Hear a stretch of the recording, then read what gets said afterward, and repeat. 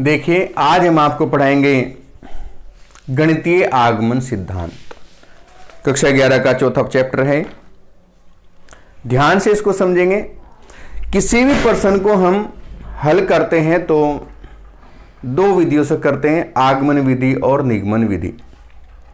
निगमन का अर्थ है, जैसे मैं एग्जाम्पल दूं, यहां पर सुकरात एक मनुष्य है और सुकरात, सभी जो मनुष्य हैं वो मरणशील होते हैं, तो सुकरात भी मरणशील होगा।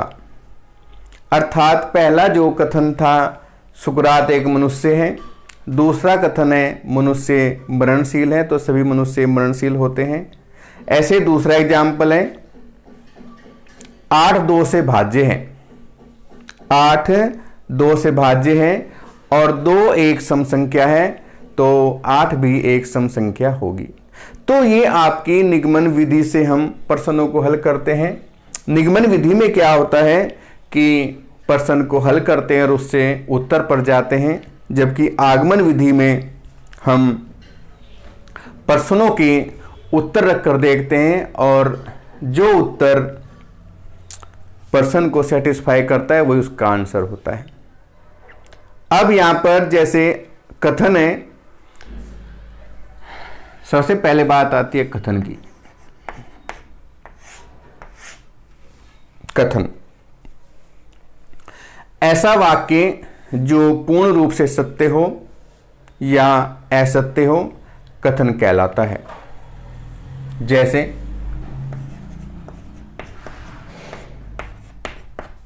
सूर्य पूरब से निकलता है।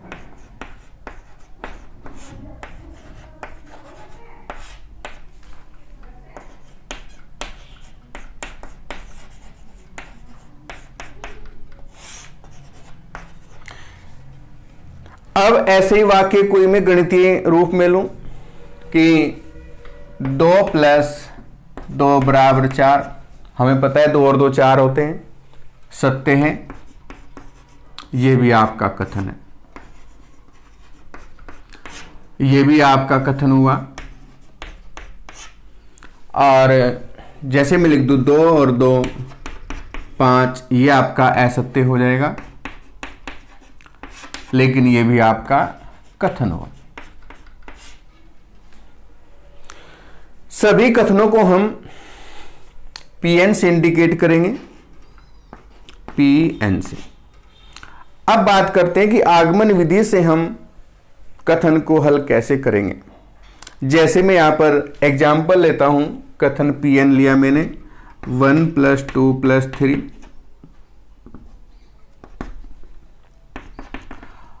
प्लस n इक्वल टू मैंने लिया है n + 1/2। अर्थात इसको अगर हम हल करें, ये एक समांतर श्रेणी बनती है आपकी, तो इसका मान n + 1/2 आता है। अब इसकी बात करते हैं कि अगर मैं n बराबर पहले 1 रखूं, फिर 2, फिर 3, फिर 4, ऐसे तो अनंत तक की संख्याएं हैं। अनंत तक की संख्या यदि मैं रखूं तो हो सकता है मेरा पूरा ही जीवन एक सवाल को हल करने में लग जाएगा। क्यों? क्योंकि यहां पर पहले में 1 रखेंगे, 1 के लिए दोनों पक्ष बराबर हो जाएंगे, फिर 2 रखेंगे, उसके लिए भी पक्ष बराबर, 3 रखेंगे, उसके लिए भी पक्ष बराबर। अगर कोई बच्ची कक्षा 11 में इसका कोई सवाल करती है, मान लो इसी सवाल को वो हल करना उसने स्टार्ट किया, और जब वो लगभग बूढ़ी हो जाएगी, 80 साल की हो जाएगी, तब भी इससे ये सवाल पूरा नहीं होगा। क्योंकि पहले वो 1 रखेगी, फिर 2, फिर 3, फिर 1000, 2000, लाख, करोड़, ऐसे संख्या रखती चली जाएगी, तो पूरे जीवन में वो एक सवाल को भी हल नहीं कर सकती। इसके लिए हमने एक नियम बनाया है कि सबसे पहले देखो कैसे आगमन सिद्धांत से आपको सवाल हल करना है। तो मैं यहां नियम लिख देता हूं। नंबर 1, n = 1 कथन में रखते हैं।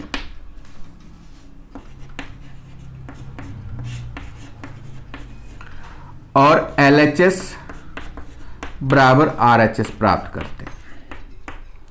जब हम इसमें कथन जो है आपका PN उसमें 1 रखेंगे तो बायां और दायां दोनों पक्ष बराबर हो जाएंगे, तो आपका कथन सत्य हो जाएगा। यानी n बराबर 1 के लिए कथन आपका सत्य हो जाएगा। नंबर 2 में n बराबर k के लिए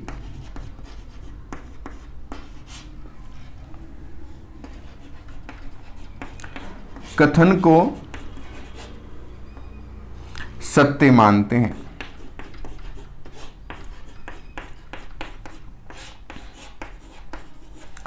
हम दूसरे स्टेप में क्या करते हैं, n बराबर के कोई भी पूर्णांक संख्या हो सकती है, उसके लिए हम कथन को सत्य मानेंगे।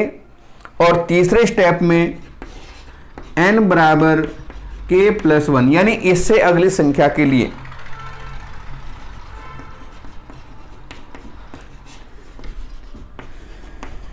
कथन को सत्य सिद्ध करते हैं।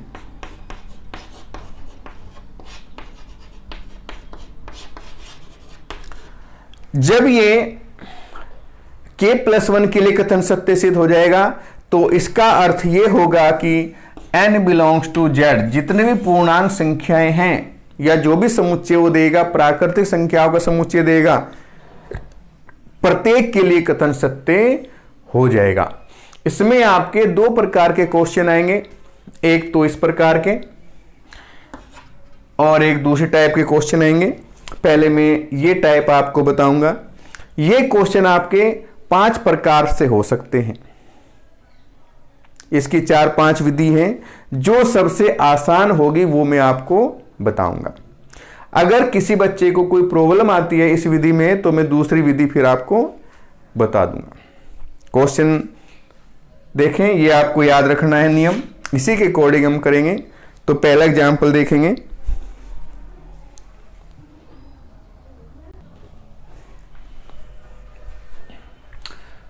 अब देखिए आप एग्जाम्पल फर्स्ट, सभी n का मतलब आपकी प्राकृतिक संख्याएं 1 और 1 से बड़ी संख्याओं के लिए हमें सिद्ध करना है। अब इसमें जो नियम मैंने बताया था आपको, सबसे पहले n बराबर 1 रखते हैं, फिर k और k प्लस 1 3 स्टेप करने हैं। तो n बराबर 1 के लिए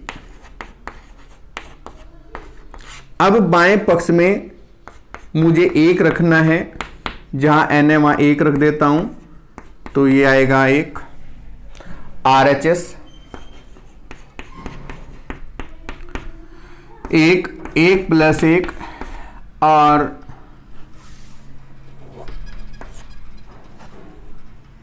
2 गुणा 1 प्लस 1 बटे 6। तो ये हो जाएगा आपका 1 और 1 तो 2, 2 एकम 2 और 1 3 बटा 6, 2 तिया 6 और 3 से 3 कटेगा तो 1। अब हम देखते हैं कि बायां और दायां दोनों पक्ष बराबर हैं, तो n बराबर 1 के लिए कथन सत्य है। यानी ये हमें पता चल गया कि भाई n बराबर 1 के लिए कथन तो सत्य है। दूसरा स्टेप था n बराबर k के लिए कथन सत्य है। ये हमें मानना है, यहां लिख दो सही ब्रैकेट में, माना। तो ये हमने माना है। जहां जहां पर n है वहां मुझे k रखना है, p के 1 की 2, 2 की 2, 3 की 2, 4 की 2 और n की जगह k की 2 बराबर k plus 1 to k plus 1 upon 6। इसको आप फर्स्ट कथन मान लें। अब सिद्ध करना है हमें।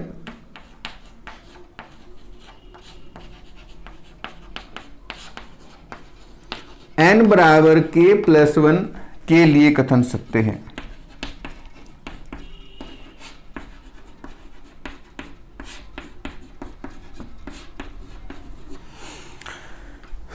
p k प्लस 1 1 की 2, 2 की 2, 3 की 2, 4 की 2,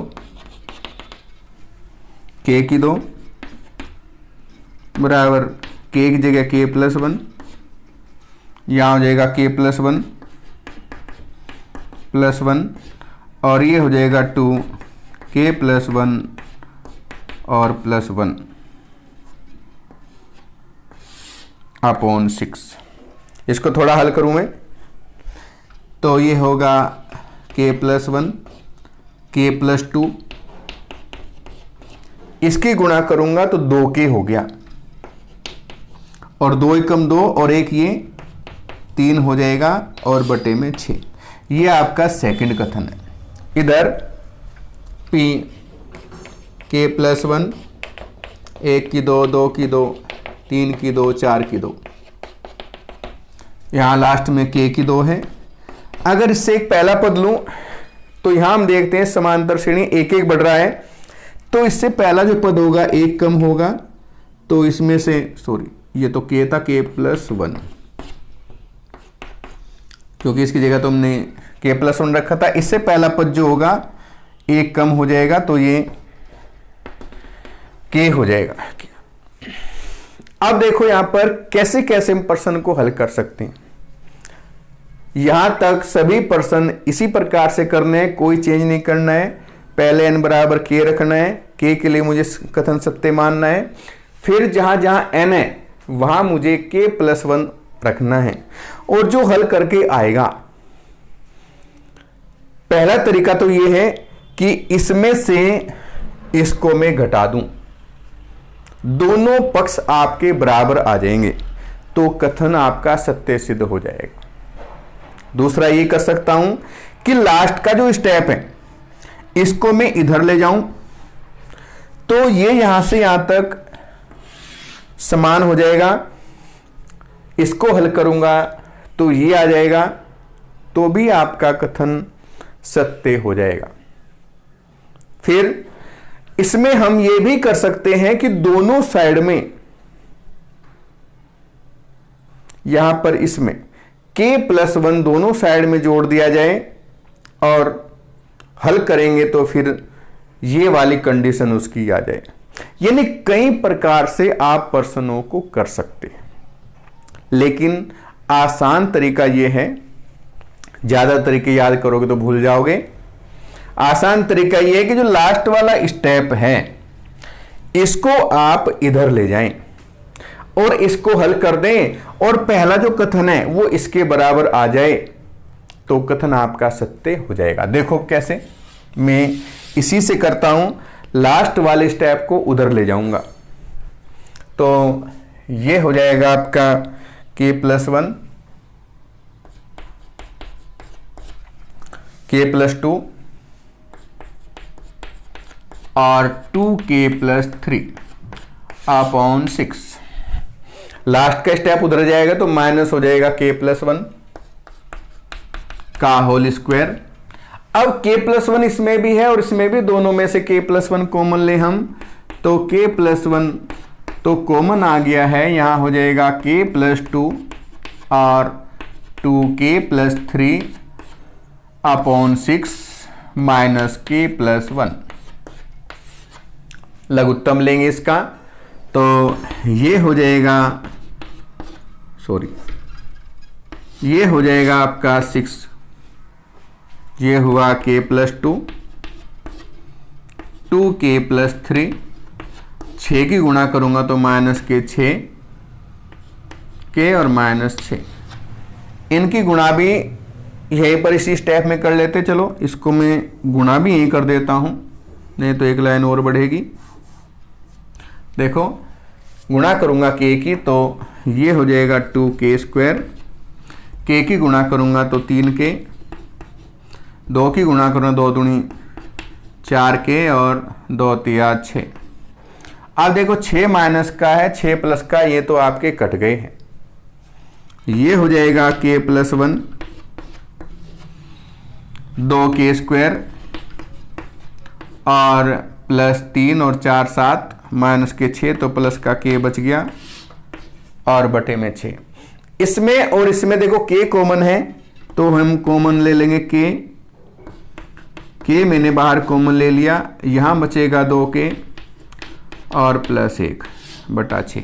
अब हम देखते हैं कि ये जो आपका स्टेप आया है वो उसके बराबर है या नहीं। तो k भी है, k+1 भी है, 2k+1/6, अर्थात ये फर्स्ट वाला जो कथन है उसके बराबर आ गया है। इसका अर्थ ये हुआ कि n बराबर k+1 के लिए कथन सत्य है।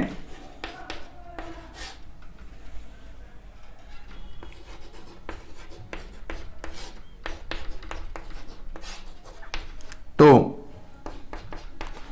n belongs to capital N के लिए कथन सत्य होगा।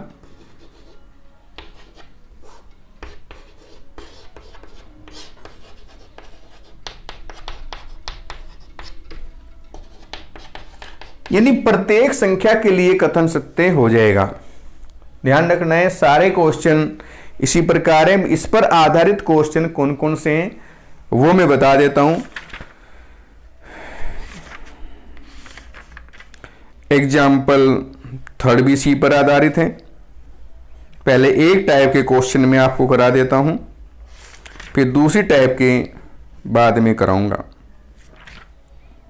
क्वेश्चन नंबर 1, 2, 3, 4, 5, 6 अर्थात क्वेश्चन नंबर 17 तक के, 1 से लेकर 17 तक के क्वेश्चन इसी प्रकार के। तो आप इनको करेंगे। चलो क्वेश्चन एग्जाम्पल नंबर 3 और करा देता हूं मैं। एग्जाम्पल 3 देखिए, सभी पूर्णांक n के लिए सिद्ध करना है हमें। आगमन सिद्धांत से करना है। तो जो आगमन सिद्धांत का मैंने नियम बताया है कि n बराबर पहले 1 रखेंगे, फिर k और फिर k+1, सारे सवाल इसी प्रकार से करने हैं। तो पहले n बराबर 1 के लिए बायां पक्ष लेंगे LHS। यहां पर मुझे 1 रखना है, जहां जहां n है वहां 1 रखना है। 1/1, 1+1, तो ये हो जाएगा 1/2। RHS लेंगे, ये हो जाएगा 1/1+1, तो ये भी आपका 1/2। देखो दोनों पक्ष बराबर हैं, तो n बराबर 1 के लिए कथन सत्य है। अब हमें मानना है, माना n बराबर k के लिए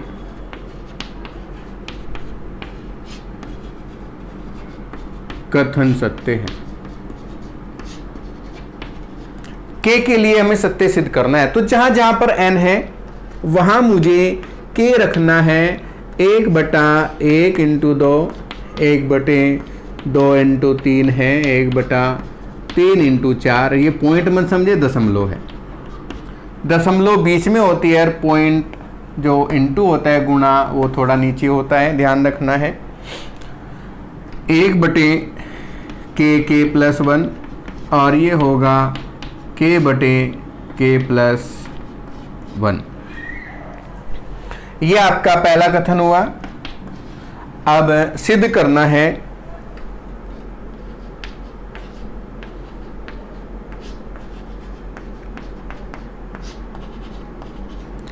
n बराबर k+1 के लिए कथन सत्य है।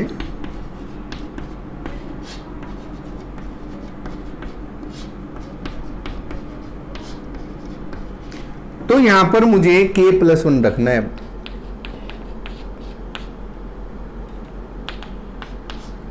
एक इंटू 2, 2 × 3 है और 3 × 4। यहाँ पर k है तो मुझे k+1, 1/k+1 और यहाँ पर भी k+1 और +1 इक्वल टू k+1, k+1+1। अब हम यहाँ देखें इसको कि इसमें एक एक बढ़ता जा रहा है। अगर मैं इससे पहला पद लूँ तो एक एक कम करके लूँगा तो यही पद आ जाएगा 1/k और k+1। ये आपका सेकंड कथन हुआ। जैसे मैंने पहले भी क्वेश्चन में बताया था आपको कि लास्ट का जो पद है इसको इधर ले आएंगे और उसको हल करेंगे तो ये पद आपका आना चाहिए। अगर ये आ जाएगा तो कथन आपका सत्य सिद्ध हो जाएगा। तो यहां से मैं इसको करूंगा, एक स्टेप इधर और बढ़ा दूं मैं, पी के प्लस 1 1/1 इंटू 2 2 इंटू 3 और 3 इंटू 4 डॉट डॉट, ये हो जाएगा 1/k और k प्लस 1। इसको मैं उधर ले जाऊंगा, ये होगा आपका k प्लस 1/k प्लस 2, 1 और 1 2 हो जाएगा। ऐसे ही मैं इसको इधर ले जाऊं तो -1 और बटे में होगा आपका k प्लस 1 और k प्लस 2। अब इस पार्ट को मुझे हल करना है और इसके बराबर ये लाना है। तो देखिए यहाँ पर बराबर इसमें और इसमें k प्लस 2 कॉमन है, तो 1/k प्लस 2 मैंने कॉमन ले लिया। यहाँ बचेगा k प्लस 1 और -1/k प्लस 1। इसका मैं लघुत्तम लूँ तो लघुत्तम हो जाएगा आपका k प्लस 2 जो का त्यों, इसके गुणा करूँगा मैं, k प्लस 1 लघुत्तम हो गया, k प्लस 1 का होल स्क्वायर हो गया और k प्लस 1। इसका मैं होल स्क्वायर खोलूँ यहाँ पर तो ये होगा 1/k प्लस 2 और k प्लस 1। यहाँ पर होल स्क्वायर खोलेंगे तो k square plus 1 plus k 2k और -1। 1 से मैं 1 काट दूंगा, दोनों में से मैं k कॉमन लूँगा तो k आपका कॉमन हो जाएगा, ये होगा k plus 2 upon k plus 2 और k प्लस 1। k प्लस 2 दोनों में कट जाएगा, ये होगा आपका k/k प्लस 1।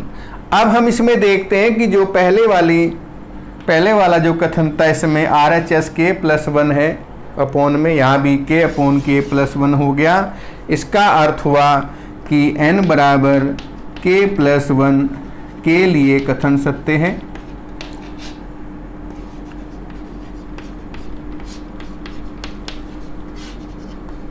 तो n belongs to capital N के लिए कथन सत्य होगा।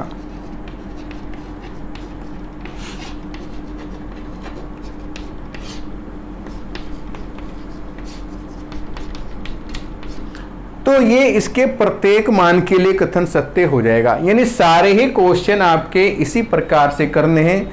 बहुत ही आसान एक्सरसाइज है आपकी। अब हम आगे बढ़ते हैं।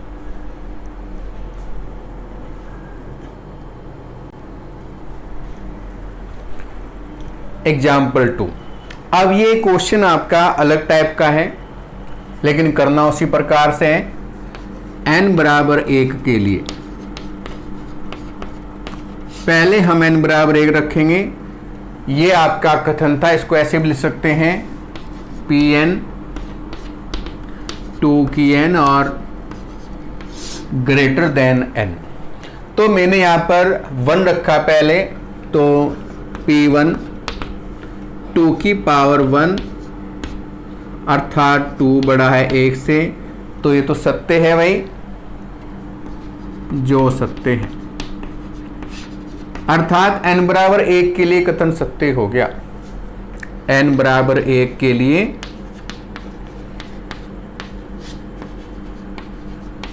कथन सत्य है। माना n बराबर k के लिए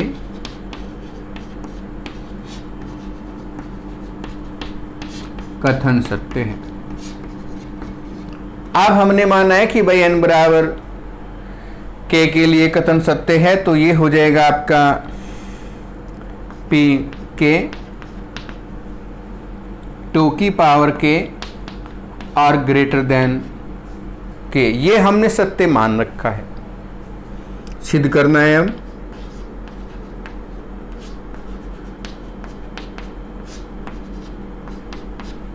n बराबर k प्लस 1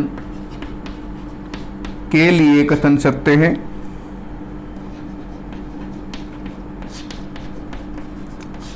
ये हमें सत्य सिद्ध करना है, तो p k प्लस 1 2 की पावर k प्लस 1 और इधर k की जगह k प्लस 1 हो जाएगा। ये आपका फर्स्ट कथन है, ये सेकंड कथन, ये हमें प्रूव करना है। तो इससे मैं देखो क्या कर सकता हूं, ये कथन लाने के लिए, ये कथन मुझे लाना है, इसको लाने के लिए मैं क्या कर सकता हूं, पहले वाला जो कथन है उसमें दोनों और 2 से गुणा कर दें, तो ये मुझे लाना है। इसको बाद में लिख लेंगे, यहां से स्टार्ट करेंगे इसको। दोनों और यानी फर्स्ट कथन में दोनों और 2 से गुणा करने पर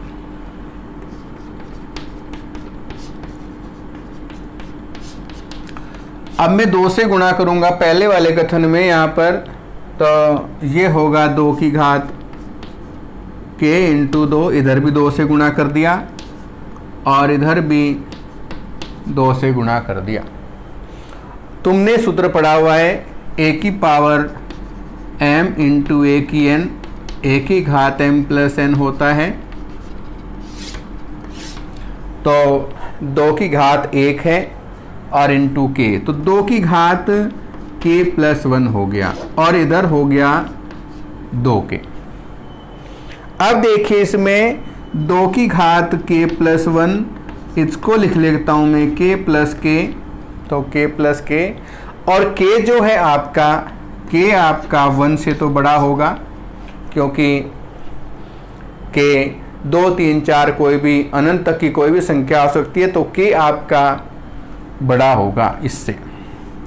अब इसमें अगर मैं दोनों साइड में k जोड़ देता हूं, इधर भी k और इधर भी k, तो इसका अर्थ हुआ कि k प्लस 1 से बड़ा हो जाएगा, यानी ये बड़ा हो जाएगा k प्लस 1 से। तो इसकी जगह मैं लिख सकता हूँ 2 की घात k प्लस 1 और ये हो जाएगा k प्लस 1। तो देखिए यहाँ पर यही कथन आपका आ गया है, 2 की घात k प्लस 1 बड़ा होगा k प्लस 1 से, तो n बराबर k प्लस 1 के लिए कथन सत्य है।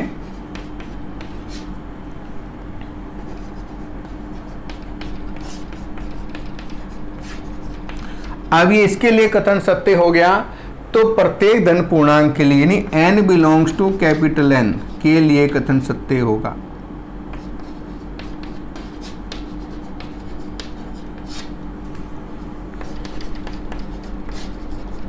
यानी प्रत्येक के लिए कथन सत्य हो जाएगा।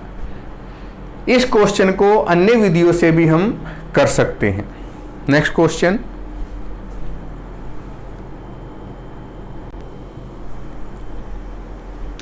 एग्जाम्पल 4 देखिए। प्रत्येक धन पूर्णांक n के लिए 7 की घात n माइनस 3 की घात n 4 से विभाजित होता है। तो ये आपका कथन है Pn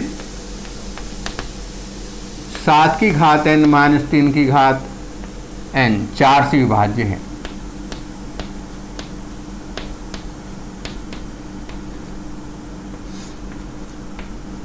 अब 4 से विभाज्य है, तो हम पहले क्या करेंगे, n बराबर 1 के लिए पहले मैं यहाँ पर 1 रखूँगा और देखूँगा कि ये विभाजित होता है या नहीं। 7 माइनस 3 अर्थात 4 आ गया, तो 4 तो करता है 4 से, जो 4 से विभाजित है।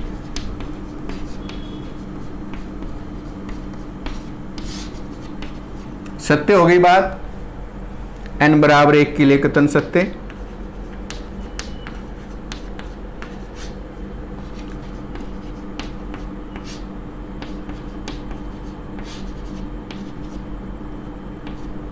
माना n बराबर k के लिए कथन सत्य हैं।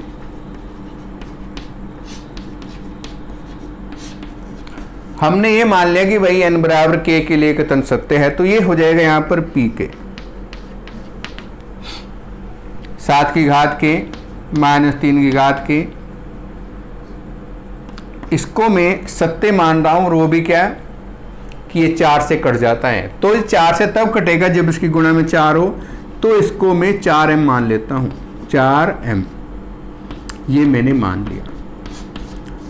ध्यान देना इसमें n बराबर 1 के लिए कथन सत्य हो गया अपना, n बराबर 4 के लिए मैंने कथन सत्य मान लिया। कथन सत्य क्या कि भाई ये 4 से कटता है, और 4 से कब कटेगा जब इसकी गुणा में पूरे की 4 हो। जैसे 4 एकम 4, 4 दूनी 8, 4 तिया 12। अब 12 ही है मान लो, तो 12 को मैं 4 गुणा 3 लिख सकता हूँ। कोई भी संख्या हो उसकी गुणा में 4 होगा तो ही वो 4 से कट सकता है। अब मुझे सिद्ध करना है,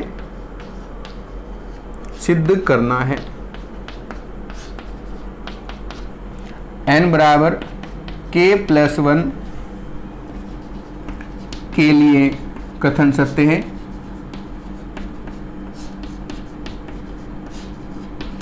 तो जहां जहां पर k रखा था वहां पर अब मुझे k प्लस 1 रखना है। 7 की घात k प्लस 1 माइनस 3 की घात k प्लस 1। देखो यहां पर जैसे n बराबर k मैंने रखा था, इसको 4m माना है। यहां पर 7 की घात k प्लस 1, k की जगह k प्लस 1 रखा है। इसको हल करके मुझे ये वाला स्टेप लाना है। वो कैसे होगा देखो, सूत्र 7 की घात k प्लस 1 है, जो अभी मैंने सूत्र लिखा था a की m प्लस n बराबर a की m और a की n, ये वाला सूत्र मुझे लगाना है। तो 7 की घात k इंटू 7 की घात 1 अलग हो गई, माइनस 3 की घात k इंटू 3 अलग कर दिया है। अब ये जो 7 है, 7 मुझे इस प्रकार से लिखना है कि इसमें कॉमन आ जाए। तो 7 जो होता है 4 प्लस 3 होता है, 7 को लिख सकता हूँ 4 प्लस 3। तो यहाँ पर मैंने लिखा है इसको 7 की घात के इंटू 4 प्लस 3 माइनस 3 की घात के इंटू 3। इसकी मैं इसमें अंदर गुणा कर लेता हूँ, तो ये हो जाएगा 4 इंटू 7 की घात के और प्लस 3 इंटू 7 की घात के और माइनस हो जाएगा 3 इंटू 3 की घात के।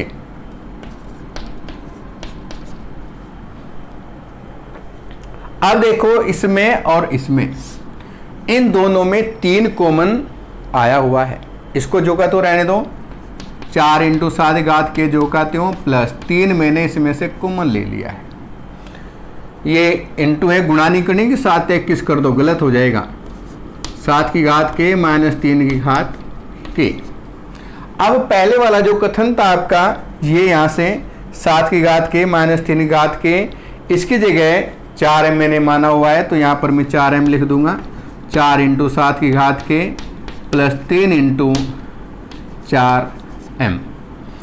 इसमें और इसमें दोनों में ही 4 कॉमन है, 4 कॉमन ले लिया, तो 7 की घात के प्लस 3m। अब देखें यहाँ पर 4 इसके गुणा में आ गया है, 4 इसके गुणा में आ गया है, तो ये 4 से पूरा का पूरा कट जाएगा। लिख देंगे जो 4 से विभाजित है।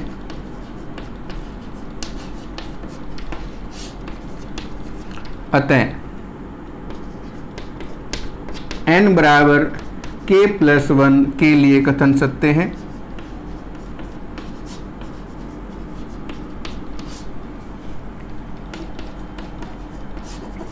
और k प्लस 1 के लिए सत्य है, तो n belongs to capital N, यानी प्रत्येक जो संख्या होगी, प्रत्येक जो धन पूर्णांक होगा, उसके लिए कथन सत्य होगा।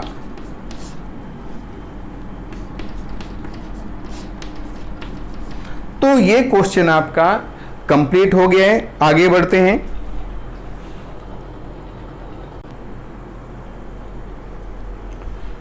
एग्जाम्पल 6 जो हमने भी क्वेश्चन कराया था आपको एग्जाम्पल 4 उसी की तरह है, तो सेम क्वेश्चन है। इसको देखें यहाँ पर n बराबर 1 के लिए, तो यहाँ पर मैं पहले n बराबर 1 रखूँगा, तो ये होगा P1 2 इंटू 7 की घात 1 प्लस 3 इंटू 5 की घात 1 माइनस 5, तो 7 दूनी 14 और 3 पंजे 15 माइनस 5 है, तो ये हो जाएगा आपका 24। अब 24 आ गया है तो ये 24 से तो कट जाएगा, 24 से कम 24 होता है जो 24 से भाज्य है। अब माना n बराबर के लिए कथन सत्य है,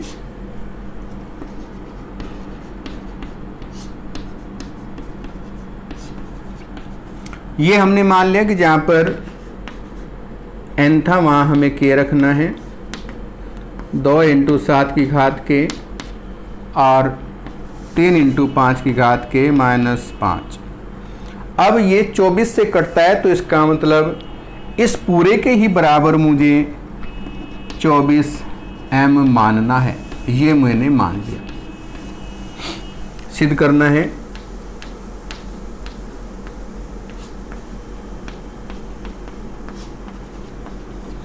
n बराबर k प्लस 1 के लिए कथन सत्य है,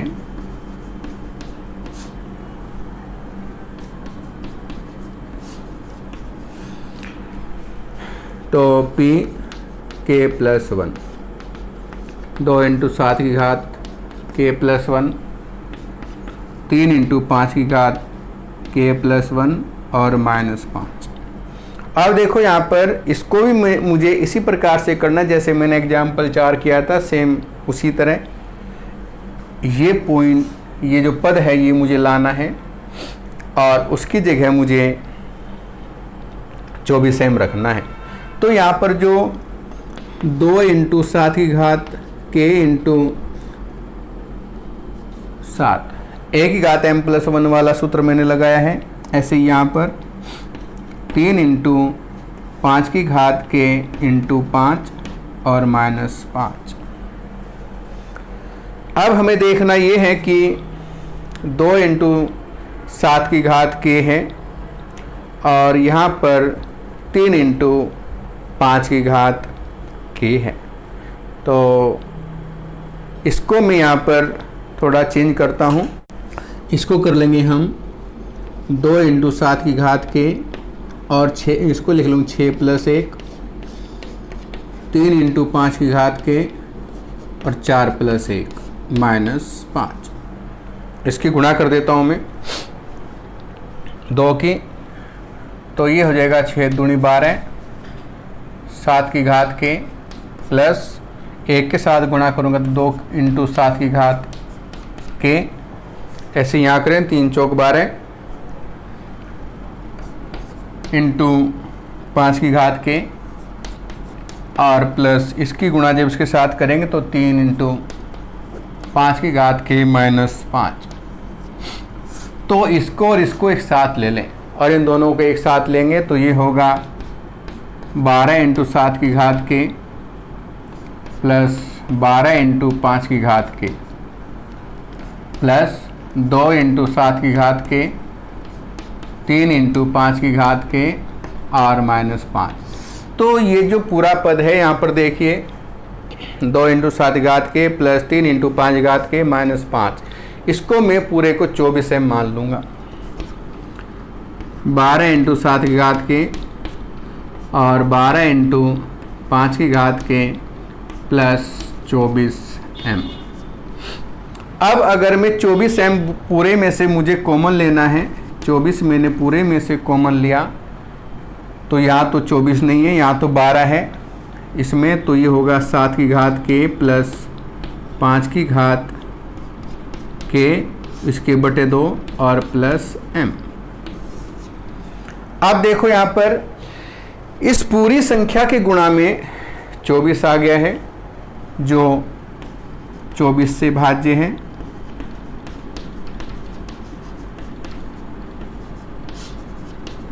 अतः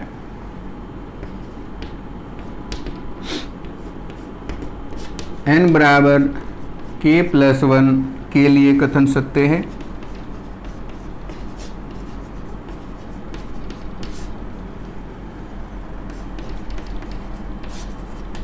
तो n belongs to capital N के लिए कथन सत्य होगा।